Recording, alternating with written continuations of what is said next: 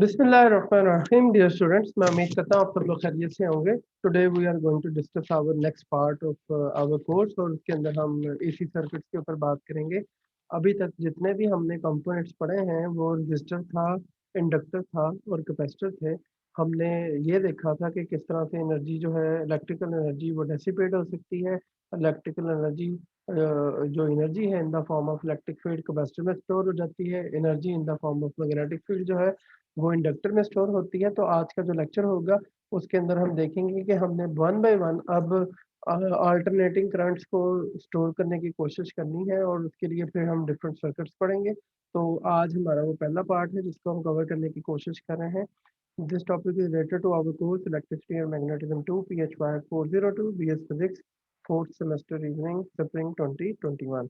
So in the last lecture we have talked about electromagnetic oscillator, mechanical oscillator और qualitative approach के जरिए से हमने देखा था कि जब आपके पास कोई एलसी सर्किट ऐड हो जाएगा तो एलसी सर्किट जो है वो किस तरह से अपनी जो एनर्जी है वो स्टोर और शेयर करने की कोशिश करते हैं in the form of electric to magnetic and magnetic to electric form. तो ये सारी चीज़ें जो है आज के पिछले लेक्चर का हिस्सा थी। आज हम ये देखेंगे कि अगर हमारे पास अल्टरनेटिंग करंट्स होंगे और अल्टरनेटिंग करंट्स के नतीजे के अंदर हमारे पास ये किस तरह से स्टोरेज जो है वो की जा सकती है। उसकी जो सबसे पहला हिस्सा है उसके अंदर हम अल्टरनेटिंग पावर सोर्स को पढ़ेंगे कि अल्टरनेटिंग पावर सोर्स क्या होता है। और फिर उसके बाद हम इलेक्ट्रॉनिक कंपोनेंट्स पढ़ेंगे कि कौन कौन से इलेक्ट्रॉनिक कंपोनेंट्स हैं जिसको हम कंसिडर करना चाहते हैं। फिर रजिस्टर की बात करेंगे, इंडक्टर, फिर कैपेसिटर की बात करेंगे। फिर हम AC circuits, AC current and behaviour of electrical components उनके ऊपर डिस्कशन करेंगे कि करंट का और उस पर्टिकुलर कंपोनेंट का रजिस्टर, इंडक्टर और कैपेसिटर का आपस में क्या ताल्लुक है। फिर हम रजिस्टर इन एसी सर्किट पढ़ेंगे, capacitor in AC circuit and then we will discuss about the inductor in AC circuit. फिर इनके कंपैरिजन के ऊपर डिस्कशन करेंगे। ओके, अगर हम इनको वन बाय वन ऐड करें सर्किट के अंदर तो फिर से इनको कंपेयर करके देखेंगे कि आउटपुट पे क्या फर्क पड़ता है। फिर eight the and concluding remarks के ऊपर बात करेंगे। फिर टॉपिक फॉर अपकमिंग लेक्चर के ऊपर डिस्कशन होगी। तो क्योंकि ये हमारा पहला पार्ट है तो इसके अंदर हम चीज़ों को बेसिक अंदाज से सीखने की कोशिश करेंगे और उसके अंदर ये पढ़ने के बाद हम सिर्फ रजिस्टर इन एसी सर्किट के ऊपर डिस्कशन को आज के लेक्चर के अंदर महदूद करेंगे अपनी। तो आइए सबसे पहले हम बात करें कि एसी पावर सोर्स क्या होते हैं। The source which provide the current और वोल्टेज विद फॉलोइंग कैरेक्टरिस्टिक्स। ऐसे पावर सोर्सेज जिसके अंदर वोल्टेज जो है या फिर आपके पास ये अगर आपके पास अल्टरनेटिंग करंट्स के हिसाब से होगा तो उसको करेंगे polarity changes with time and the magnitude varies with the time are known as AC power sources and AC power sources is symbolized as ये है इसका सिंबल जिसके अंदर आपके पास अल्टरनेटिंग सोर्स को रिप्रेजेंट करने का तरीकाकार है। इसके अंदर आपके पास है कि the source which provides the current और वोल्टेज, जिसके अंदर पावर के ऐसा सोर्स जिसके अंदर आपका वोल्टेज या फिर करंट अपनी पोलैरिटी और मैग्नीट्यूड दोनों ही चेंज करता जाए विद रिस्पेक्ट टू टाइम, उसको हम एसी पावर सोर्स कह सकते हैं। ग्राफिकली आपके पास अगर कोई वोल्टेज सोर्स है तो या करंट सोर्स है तो ये आप देख सकते हैं कि इसके लिए हमने ये सिंबल रिप्रेजेंट करना है। और आपका अगर ये वोल्टेज सोर्स होगा तो वोल्टेज सोर्स जो होगा कभी पॉजिटिव हो रहा है और कभी नेगेटिव होगा। तो ये पहली कंडीशन फुलफिल हो रही है कि टाइम दौरानिए के हिसाब से देखा जाए तो कुछ टाइम के लिए पॉजिटिव है, कुछ टाइम के बाद ये नेगेटिव हो जाता है। और ये जो दौरानिया है आपके पास एक पीक से लेके दूसरी पीक तक का जो डिस्टेंस या टाइम होगा वो आपका टाइम पीरियड कहलाता है। और इस टाइम पीरियड का जो रिलेशन है वो 2 पाई एफ या फिर 2 पाई ओवर ओमेगा के बराबर भी लिखा जा सकता है। और ये आपके पास अल्टरनेटिंग वोल्टेज सोर्स है। इसी तरह से आपके पास जो है अल्टरनेटिंग करंट सोर्स भी हो सकते हैं और करंट की पोलैरिटी चेंज हो रही है और साथ ही मैग्नीट्यूड भी चेंज हो रही है। आप देख सकते हैं ये पॉजिटिव है और ये वाला हिस्सा नेगेटिव है। तो इन द मीन वाइल ये वाला जो स्केल है ये टाइम फैक्टर को रिप्रेजेंट करता है। ये वाला जो स्केल है ये आपको एक यू कैन से एंगल की रिप्रेजेंटेशन रेडियन फॉर्म में है, जिसमें आप 0 से लेकर पाई तक का जो साइकिल है वो पॉजिटिव है, पाई से लेकर 2 पाई तक का जो साइकिल है वो नेगेटिव है। तो इस अंदाज के अंदर जो है आप इन सारी चीज़ों को देख सकते हैं कि इनके अंदर दोनों कंडीशन फुलफिल हो रही हैं। पोलैरिटीज जो है वो भी चेंज हो रही हैं with respect to time. Initial time के लिए ये पॉजिटिव है, फिर ये नेगेटिव हो गया, फिर पॉजिटिव, फिर नेगेटिव। और इनकी मैग्नीट्यूड भी वेरी हो रही है। यहाँ पे हाईएस्ट वैल्यू है, फिर साथ साथ डिक्रीज हो रही है, फिर जीरो हो जाती है, फिर नेगेटिव में ये वैल्यू बढ़ना शुरू हो जाती है एंड सो ऑन। तो इस तरह से ये सर्कल जो है वो जो आपके पास सिग्नल्स हैं वो अपना बिहेवियर रखते हैं। इसी तरह से आप देख सकते हैं कि क्या अल्टरनेटिंग सोर्स जो है वो सिर्फ और सिर्फ साइन वेव के नहीं है, बल्कि it could be of any wave और shape.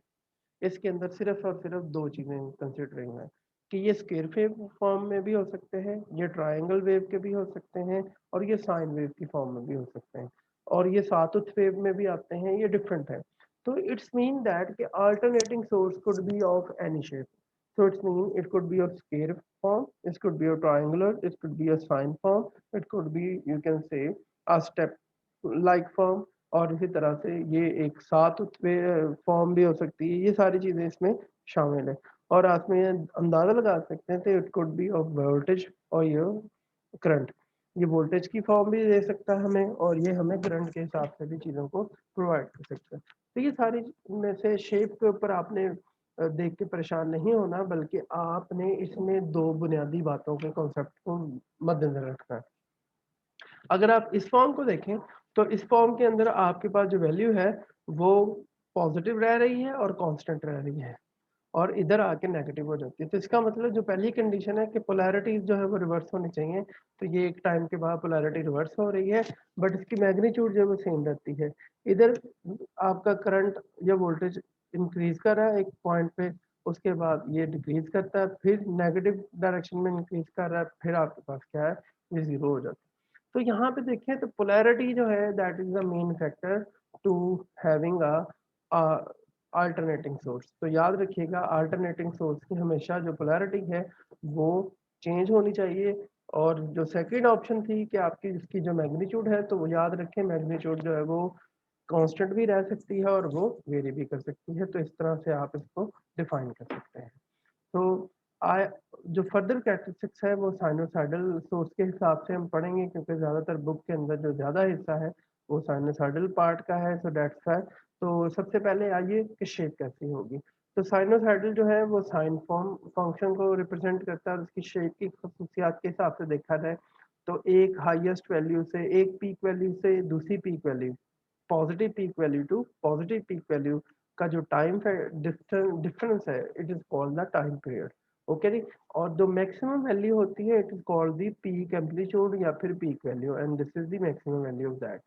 Peak to peak value जो होती है इसको हम वी पी पी से जाहिर करते हैं, और ये आपके पास जो है इनकी टोटल वैल्यू के हिसाब से लिखी जा सकती है। एंड द थर्ड वन जो है that is the R M S value, और ये आर एम एस वैल्यू जो है रूट मीन स्क्वायर वैल्यू होती है। ये पीक वैल्यू से कम होती है, और ये उसका 0.70 टाइम्स होती है पीक वैल्यू के। और अगर एक टाइम पीरियड है तो टाइम पीरियड का जो रेसिप्रोकल है वो क्या कहलाता है, फ्रीक्वेंसी। और ये number of waves per unit time या फिर नंबर ऑफ वेव्स इन पर second is called the frequency. तो उस हवाले से हम उसके फ्रीक्वेंसी को डिफाइन करेंगे।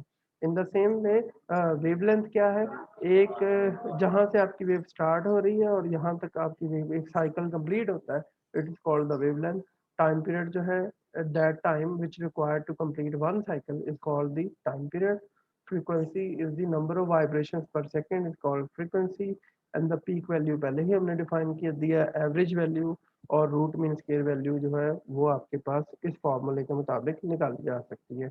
We R M S is equal to V P over under root two, और इस फॉर्मूले से आप इन दोनों को डिफाइन कर सकते हैं मैथमेटिकली। अगर आप इस तरह के साइन फंक्शन को रिप्रेजेंट करना हो तो इट इज़ वेरी इजी। आपने यहाँ पे साइन थी टी ए लिखा जाएगा, V voltage is a function of time, और this is basically the V naught. और ये वी नॉट जो है एक्चुअली, और यहाँ पे कुछ बुक्स के अंदर यहाँ पे वी नॉट लिखा जाता है, कुछ बुक्स के अंदर यहाँ पे वी एम लिखा जाता है।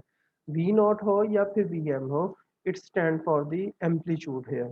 तो ये कांस्टेंट वैल्यू होती है, ये किसी पे डिपेंड नहीं करती। साइन फंक्शन है, और थीटा की जगह आप सब लोग जानते हैं कि थीटा रेडियन में हो, तो आपने पढ़ा हुआ था एंगुलर जो है डिस्प्लेसमेंट के फॉर्म में लिखा जा सकता है ओमेगा इंटू टी। तो this is the angular frequency and this is the time factor. अगर करंट के लिए होगा तो ये करंट के लिए लिखा जा सकता है, और इसके मुताबिक आप इस फंक्शन या मैथमेटिकल फॉर्म को यूज कर सकते हैं। आप इस वाले हिस्से को देखें तो this part is known as instantaneous values, और इसको हम आमतौर पे टाइम डिपेंडेंट वैल्यूज कहते हैं। और जो ये वाला पार्ट है it is called the peak values of the wave, sinusoidal wave. तो इस तरह से आप इनको डिस्क्रिमिनेट कर सकते हैं और इनको करेक्टराइज कर सकते हैं। आइए जो नेक्स्ट पार्ट है वो है कि किस तरह से आपके पास जो है ये काम करेगा। तो ये आपके पास एम्पलीट्यूड होगा, this will be the radian frequency and this will be the phase angle. तो ये फेज जो है वो एसी करंट और वोल्टेज के दरमियान, this phi is known as the phase angle. और अगर इनमें कोई डिफरेंस पाया जाएगा तो उसको हम फेज डिफरेंस के नाम से जानेंगे। तो आइए एक इम्पॉर्टेंट चीज जो है वो भी बहुत समझना ज़रूरी है कि जब हम बात करते हैं कि आपके पास अल्टरनेटिंग सोर्सेज की, तो ऑब्वियसली इसके अंदर एक बुनियादी फ़र्क जो है फेज़ का और फेज़र डायग्राम्स का, वो बहुत इंपॉर्टेंट है। आइए इसको समझने की पहले कोशिश करते हैं, फिर इसके बाद सर्किट को समझेंगे। ऑसिलेटिंग साइन वेव के अंदर आपके पास ये जो पॉइंट्स नज़र आ रहे हैं, these are called the phases. और आप देख सकते हैं कि ये फेजेस हर पॉइंट पे डिफरेंट है। और इस हवाले से अगर आप मैथमेटिकल फॉर्म को देखें तो this sine theta is basically omega T. तो आप अगर इसको थीटा लेते हैं और रेडियन की फॉर्म में, तो you can be adjust them in a whole cycle. तो ये जीरो साइन थीटा जीरो के ऊपर है, पाई बाय टू के ऊपर है, पाई है, थ्री पाई बाय टू है, टू पाई है। आप यहाँ पे इसको डिफाइन कर सकते हैं 90, 180, 270 एंड 360।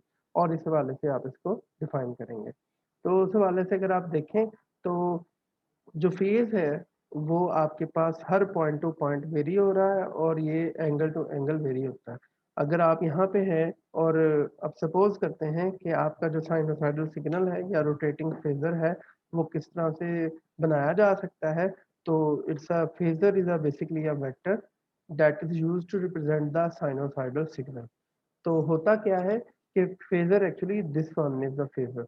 ये फेजर आपके पास एक वेक्टर है, और इसकी जो रोटेशन है वो आपके ओमेगा टी के बराबर होती है, जिसको आप थीटा के फॉर्म में रिप्रेजेंट कर रहे थे पिछली स्लाइड पे। और इसकी जो रोटेशन है ये उसके फ्रीक्वेंसी के बराबर होती है। और इसकी जो पोजीशन होती है वो आपके साइनोसाइडल फंक्शन के हिसाब से। अगर इसका एंगल 30 है तो ये पोजीशन है, अगर 60 है तो इसकी ये पोजीशन होगी, 90 है तो ये पोजीशन होगी। और इसी तरह से 120 है, 180 है तो ये पोजीशन है। तो आप देखें तो एक वेव को डायरेक्शन देने के लिए जो आप साइनोसाइडल सिग्नल की डायरेक्शन जिस पर्टिकुलर मेथड से रिप्रेजेंट करने की कोशिश करते हैं उसको हम फेजर कहते हैं। तो phasor vector is the vector that is used to represent a sinusoidal signal when we have more than one sinusoidal signal with the same frequency, different phase and different amplitudes. Then we can use this phasor diagram to represent the phase difference between these sinusoidal signals. The magnitude of the phasor represents the peak value of the voltage and the current. तो आप देख सकते हैं कि आपके पास the magnitude of the phasor represent the peak value of the voltage and the current. तो इसके अंदर आपके पास जो पीक वैल्यू है वो आपके पास की वोल्टेजेस और इसके करंट्स के डिटरमाइन करते हैं। आप फर्दर जो है डिफाइन कर सकते हैं कि phasor is a vector whose length is proportional to the maximum value of the variable it's represent. तो आप हम इससे भी अंदाजा लगा सकते हैं कि जो फेजर है वो किस तरह से काम करता है। तो फेजर का आपके पास जो मैक्सिमम वैल्यू है वो पीक वैल्यू के ऊपर डिफाइन करता है, और उसके मुताबिक ही इसकी वैल्यू डिफाइन की जाती है। आप देखें तो ये सर्कुलर फॉर्म है, और उसके अंदर आपके पास ये जो प्रोजेक्शन है ये इसकी मैक्सिमम वैल्यू डिफाइन कर रहा है। और इसकी प्रोजेक्शन यहाँ पे है तो इसकी इतना पार्ट होगा। अगर आपके पास वैल्यू ज्यादा हो जाएगी तो उसके मुताबिक हम इसको कम कर देंगे। And the vector rotates in at an angular speed equal to the angular frequency associated with the variable, and the projection of the phasor onto the vertical axis represent the instantaneous value of the quantity that it represents. तो आइए एक simple animation से हम इसको समझने की कोशिश करते हैं कि एक्चुअली तौर पे हमारा जो फेजर है वो किस तरह से काम करता है। तो आप देख सकते हैं इस एनिमेशन के अंदर कि हमारे पास एक जगह पे एक साइकिल दिखाया गया है, दूसरी जगह पे आपके पास जो है ये फेजर है, और फेजर रोटेट कर रहा है, और साथ ही साथ जो है आपके पास की जो प्रोजेक्शन है वो सिग्नल के साथ एसोसिएटेड है। और उसके मुताबिक जो है आप देख सकते हैं कि किस तरह से जो है ये फेजर रोटेट करता जा रहा है, और आपका जो फेज है वो मूव कर रहा है। So this is your phase and this is your rotation vector जिसे हम फेजर कह रहे हैं। तो ये एक एंटी क्लॉकवाइज डायरेक्शन है, तो उस हवाले से ये आपके पास क्लॉकवाइज डायरेक्शन के हिसाब से मूव कर, एंटी क्लॉकवाइज के हिसाब से मूव कर रहा है। तो phasor illustrate the instantaneous value and its phase angle relative to the other circuit of that. तो ये इसका एम्पलीट्यूड है और ये आपके पास फेज है, और वो उस हिसाब से मूव करता जा रहा है। तो आप इससे ये डिफाइन कर सकते हैं कि किस तरह से आपके पास जो वैल्यूज हैं वो वेरी हो रही हैं और किस तरह से फेज जो है वो डेवलप हो रहा है। ये जो आप रेड स्पॉट नजर आ रहा है, दिस इज द फेज, और ये हर पॉइंट पे फेज जो है वो डिफरेंट है। जबकि ये जो आपका पास वेक्टर है जो रोटेट कर रहा है, it is called the phasor. अगर किसी दो वेव्स के दरमियान इनका कोई डिफरेंस होगा तो हम इसे फेज डिफरेंस कहेंगे, और इसको हम इसकी फेजर डायग्राम्स कहेंगे। तो ये एक्चुअली फेजर डायग्राम्स की you can say physical significance है जो हम किसी सिग्नल में देखने की कोशिश करते हैं। आइए अब हम फेज डिफरेंस को समझने की कोशिश करते हैं। तो आप इस फिगर से अंदाजा लगा सकते हैं कि ब्लू वाली और रेड वाली दो वेव्स हैं, इनके दरमियान ऑब्वियसली इसका जो फेज है वो पहले है और इसका फेज वो बाद में आ रहा है। तो ऑब्वियसली रेड वाली जो है वो उसको लीड कर रही है, ब्लू वाली जो है वो लैग करती है। So this could be a voltage sine waveform and it could be a voltage another frame जिसके अंदर कोई ना कोई फेज डिफरेंस अवेलेबल है। तो आप इनके फेज डिफरेंस को इस अंदाज से समझ सकते हैं कि फेज डिफरेंस जो है एक्चुअली द पोजीशन है। और यहाँ पे आप देखें तो रेड वाली ब्लैक वाली जो है उसके दरमियान जो फेज डिफरेंस है ये 90 डिग्री का है, यहाँ पे 180 का है। तो आप अंदाजा लगा सकते हैं कि इसका ये 90 फेज है, इसका 0 है, इसका 180 है और ये 90 है। ओवरऑल तौर पे देखा जाए तो सब में क्या फर्क है, 90 डिग्री का। तो इसमें अगर ऊपर में से नीचे वाले को माइनस करें तो प्लस 90 आंसर आता है, जिसका मतलब ये है कि ब्लैक वाली वेव जो है वो 90 डिग्री या you can say π/2 radian lead कर रही है as compare to the blue one. अगर आंसर हमारा नेगेटिव आता तो फिर हमने कहना था कि ऊपर वाली जो वेव, ब्लैक वाली जो वेव है, वो आपके पास जो सिग्नल है वो ब्लू वाले से लैग करता है। तो अगर आपका फेज पॉजिटिव है तो ये लीड करेगा, अगर आपका फेज डिफरेंस जो है नेगेटिव है तो वो ये लैग करेगा। अब जरा देखते हैं कि हमने डिफरेंट जो कंपोनेंट्स पढ़े हुए हैं उनको हमने किस तरह से मैनेज करना है। तो हमारे पास जो रजिस्टर है, इंडक्टर है और कैपेसिटर है, ये हमने स्टेप बाय स्टेप तीनों सर्किट्स में डिफरेंटली पढ़ लिए थे, उनके बिहेवियर भी स्टडी किए हुए हैं। तो आपने अगर रजिस्टर लेना होता था तो इंडक्टर तो सर्किट के अंदर इसकी वैल्यू है delta V is equal to I R. इसकी वैल्यू है आपके पास इंडक्टर के लिए, तो ये आपके पास है G L R D I over D T के हिसाब से थी। और ये वाली जो वैल्यू है हमारे पास वो है आपके पास Q is equal to C V. तो ये इनके कुछ रिलेशन हैं जो हमें निकालने हुए हैं पहले। आइए हम सबसे पहले रजिस्टर इन एसी सर्किट को समझने की कोशिश करते हैं। तो इसके अंदर सिंपल ये है कि आपने एक एसी सोर्स लेना है और एसी सोर्स को रजिस्टर के साथ अटैच कर देना है। और एसी सोर्स जो है वो साइनोसाइडल वेव का है, तो उस हवाले से इसके ऊपर ये रिलेशन अप्लाई करेंगे, delta V is equal to I R. और आप जानते हैं कि delta V is equal to delta V R V naught C.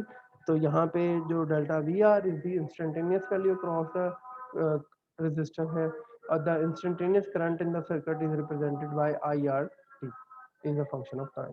तो इसके हम दो तरह के सोल्यूशन निकाल सकते हैं, एक मैथमेटिकल सोल्यूशन, एक ग्राफिकल सोल्यूशन और एक फेजर डायग्राम वाले सोल्यूशन। तो इसको मैथमेटिकल सोल्यूशन सबसे पहले सॉल्व करने की कोशिश करते हैं। And according to the KVL obviously हम किरचॉफ वोल्टेज लॉ लगाएंगे। आप देख सकते हैं कि आपके पास जो इनपुट वोल्टेज है should be equal to the resistor voltages. तो उस हवाले से आप इन दोनों को एक से इक्विवेलेट कर रखे हैं, इनकी वैल्यूज पुट करें इंस्टेंटेनियस वैल्यू की। तो आप अल्टरनेटिंग वोल्टेज सोर्स की वैल्यू पुट करते हैं V naught sine omega T. आप इसको रीअरेंज कर सकते हैं कि delta V R is equal to I R into I, मतलब current multiply by the resistor. So उस हवाले से आपके पास current multiply R is equal to V naught sine omega T के हिसाब से इसको रीअरेंज कर सकते हैं। करंट की वैल्यू हमने निकालनी थी, करंट निकल आया हमारे पास, और ये है I not sine omega T के। आई नॉट जो है exactly V not over R के बराबर है, और ये आपका मैथमेटिकल सोल्यूशन है। और आप देख सकते हैं कि इसका ग्राफिकल सोल्यूशन कैसे है, बहुत आसान है। कि हमने ये देखना है कि ये जो आपका करंट है और वोल्टेज है वो किस तरह से इनपुट सिग्नल्स के तौर पे बिहेव कर रहे हैं। So this is your voltage and this is your current है। तो उस हवाले से आप इजीली देख सकते हैं कि ये दोनों जो है इन फेज है। इन सब का जो है उस हवाले से कोई डिफरेंस नहीं है। और ये आपके पास जो है अगर हम इस ग्राफ को और इस क्वेश्चन के अंदर इस ग्राफ को बनाएं तो हम इजीली इन दोनों को ड्रॉ कर सकते हैं। ड्रॉ करने के साथ ही आप देख सकते हैं कि इनके अंदर किसी किस्म का कोई फ़र्क नहीं है। और ये एक अलहदा बात है कि वोल्टेज ज़्यादा थे और करंट जो है वो कम है, और इस हवाले से आपके पास ये रिलेशन डेवलप हो रहा है। और अब ज़रा देखते हैं कि ये क्या है, फेज़ डिफरेंस किस तरह से है या नहीं है, तो उसको हम समझने की कोशिश करते हैं कि this was the our current and this is your voltages, और ये दोनों एक ही डायरेक्शन के अंदर रोटेट कर रहे हैं। और आप इस फिगर में भी देख सकते हैं कि इनके दरमियान किसी किस्म का कोई फेज़ डिफरेंस नहीं है। यहाँ पे फेज़ 90 है, यहाँ पे 180 है। तो ब्राउन वाले और ब्लू वाले अगर फेज लिखे जाए तो इनका डिफरेंस लिया जाए तो जीरो आएगा, विच शोज दैट कि ये इन फेज है। और ये फेजर डायग्राम भी ये बता रहे हैं कि the current and the voltage are in phase, resistor behave essentially in the same way in the DC and the AC circuit, और इनके दरमियान जो फेज डिफरेंस है वो जीरो है। और आप देख सकते हैं जनरली तौर पे आप लोगों ने ये पढ़ा हुआ है कि इसको हम ज़्यादातर इस तरीके से डिफाइन करते हैं। होएवर आप इसको इस वे से भी डिफाइन कर सकते हैं और इसमें कोई प्रॉब्लम नहीं है। इसमें omega T is equal to zero है, और फ़र्क ये है जबकि इसमें आपके पास ओमेगा टी की वैल्यू नॉन ज़ीरो है, अदरवाइज इसमें कोई डिफरेंस नहीं है। इसी तरह से आप रूट मीन स्केयर वैल्यू और वोल्टेज वगैरह भी कंप्यूट कर सकते हैं। ये रजिस्टर की अक्रॉस इंस्टेंटेनियस करंट की वैल्यू है। ये आरएमएस जो है इसका निकाला जा सकता है एरिया अंडर द कर्व, इसलिए हम इसको जो है वो इसकी इंटीग्रेशन करके फाइंड आउट कर सकते हैं। इसी तरह से आप इसके वोल्टेजेस की वैल्यू का भी रूट मीन स्क्वायर वैल्यू ले सकते हैं और उसके मुताबिक इसको सॉल्व कर सकते हैं। So at the end we can also compute the power, instantaneous power और रूट मीन स्क्वायर वैल्यू या एवरेज पावर भी कंप्यूट की जा सकती है। P is equal to I square R formula वही रहेगा, इसके अंदर आपने अपने इंस्टेंटेनियस करंट की वैल्यू पुट कर देनी है, आपके पास आंसर आ जाएगा। So in this lecture, we have learned about the basics of alternating sources, their characteristics and their phasor representations. Moreover, we study the response of resistor when the AC circuit source is applied. So inshallah, in next lecture, we will discuss about the behavior of AC current and the behavior in AC circuit. Capacitor in AC circuit को पढ़ेंगे हम inshallah. Then we will discuss them in inductor in AC circuit, और फिर हम इन तीनों को compare करेंगे। मैं उम्मीद करता हूँ आपको आज का लेक्चर समझ आया होगा। फिर भी किसी किस्म का कोई प्रॉब्लम हो, कोई कंफ्यूजन हो, तो आप हमारे interactive session, zoom meeting, WhatsApp group and YouTube comment section को ज्वाइन कर सकते हैं और अपनी कंफ्यूजन दूर कर सकते हैं। अपना ख्याल रखिएगा जी सब लोग। अल्लाह हाफिज़।